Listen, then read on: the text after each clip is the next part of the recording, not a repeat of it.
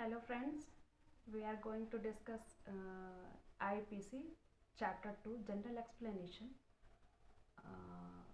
जैसा कि अपन देखेंगे कि जनरल एक्सप्लेनेशन यहाँ पे क्यों रखा गया है चैप्टर 2 में। जैसे अपन हर एक्ट में देखते हैं कि वहाँ एक डेफिनेशन क्लॉज होता है या फिर इंटरप्रिटेशन क्लॉज होता है, तो यहाँ पे एक्सप्लेनेशन रखा गया है। इसका मतलब है कि जो भी चीज़ हम यहाँ यूज़ कर रहे हैं, जिसका मीनिंग हम चैप्टर 2 में बता रहे हैं, आगे हम जहाँ भी इन शब्दों का यूज़ करेंगे तो उसका मीनिंग वहाँ वही यूज़ होगा जो हम यहाँ बता रहे हैं। ओके, आगे हम देखते हैं। आज हम देखेंगे सेक्शन 21 पब्लिक सर्वेंट के बारे में। पब्लिक सर्वेंट के बारे में अगर अपन डायरेक्ट रीड करते हैं तो बहुत ही लंबा चौड़ा हो जाता है, जो हमें अच्छे से समझ नहीं आता। तो आज हम आपको शॉर्टकट में थोड़ी बताएंगे। पब्लिक सर्वेंट के अंतर्गत कौन कौन लोग आएंगे, उसमें 12 क्लॉज बताए गए हैं, जिसमें से फर्स्ट क्लॉज रिपील कर दिया गया है। अब हमें केवल 11 क्लॉज पढ़ना है। उसमें से पहला है कि भारत की सेना, नौसेना, वायुसेना का हर आयुक्त ऑफिसर इसके अंतर्गत आएगा। सेकंड है हर न्यायाधीश। थर्ड है न्यायालय का हर ऑफिसर, जिसके अंतर्गत समापक, रिसीवर और कमिश्नर आता है। फोर्थ है किसी न्यायालय या लोक सेवक की सहायता करने वाला हर जूरी सदस्य, असेसर या पंचायत का सदस्य आता है। फिफ्थ है हर मध्यस्थ, आर्बिट्रेटर आएगा। हर व्यक्ति जो किसी ऐसे पद को धारण करता हो जिसके आधार से वह किसी व्यक्ति को परिरोध में करने या रखने के लिए सशक्त हो, जैसे कि पुलिस ऑफिसर। पुलिस ऑफिसर को पुलिस होने के नाते उसे कुछ राइट्स दिए गए हैं। कभी कभी वो विदाउट वारंट भी अरेस्ट कर सकता है, कभी कभी मजिस्ट्रेट उसे ऑर्डर देता है अरेस्ट करने के लिए। सेक्शन इसी में आगे देखे हैं हम 7th क्लॉज। सरकार का हर ऑफिसर जिसका ऐसे ऑफिसर के नाते यह कर्तव्य हो कि वह अपराधों का निवारण कर अपराधों की इत्तला दे। ऐसा अपन देखते हैं आगे सीआरपीसी में 149 से लेके और 153 तक। उसमें पुलिस अधिकारी को अफेंस को प्रिवेंट करने का राइट मिला हुआ है। अफेंस को प्रिवेंट करने का राइट जनरल पीपल को भी मिला हुआ है। आगे हम पढ़ेंगे सीआरपीसी जब डिस्कस करेंगे। 8 है हर ऑफिसर जिसका ऐसे ऑफिसर के नाते यह कर्तव्य हो कि वह सरकार की ओर से किसी संपत्ति को ग्रहण करे, प्राप्त करे या उसका व्ययन करे।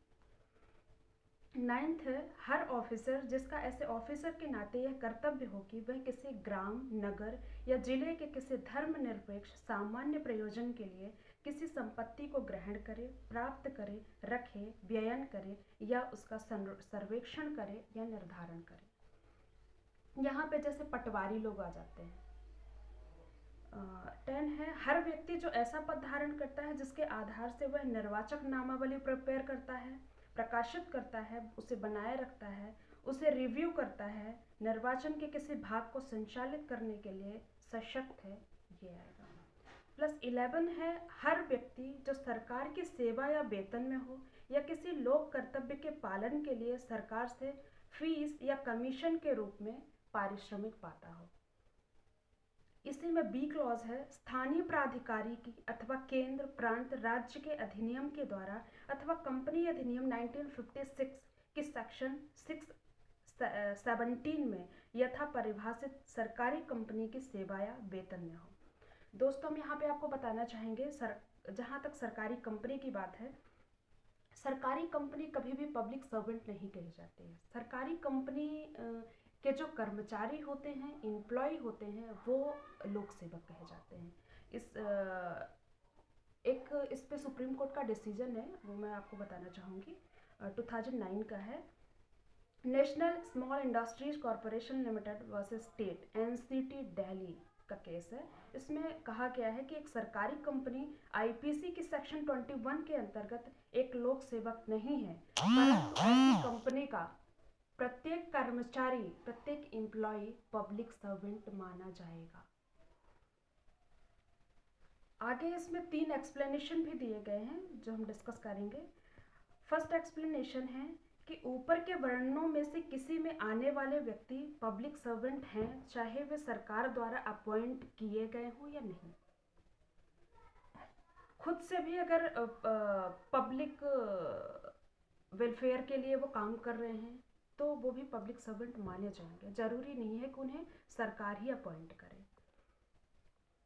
एक्सप्लेनेशन नंबर 2 है, जहाँ कहीं लोक सेवक शब्द आए वे उस हर व्यक्ति के संबंध में समझे जाएंगे जो लोक सेवक के ओहदे को वास्तव में धारण किए हुए हो, चाहे उस ओहदे को धारण करने के उसके अधिकार में कैसी ही विधिक त्रुटि क्यों ना हो। उसके जो उसने पोस्ट धारण किया हुआ है उसमें अगर कोई किसी प्रकार की लीगल मिस्टेक भी है, कोई त्रुटियां भी हैं, तो भी उन्हें पब्लिक सर्वेंट माना गया है सेक्शन 21 के अकॉर्डिंग।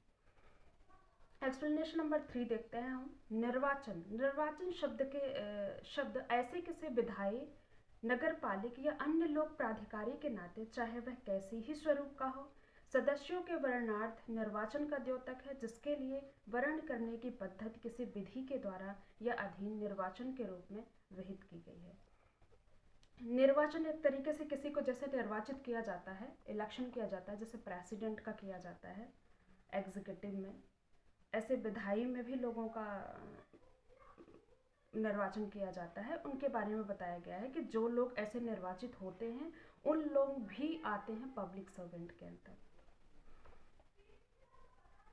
बस आज के वीडियो में दोस्तों इतना ही। कल अपन डिस्कस करेंगे next video. Okay, bye bye.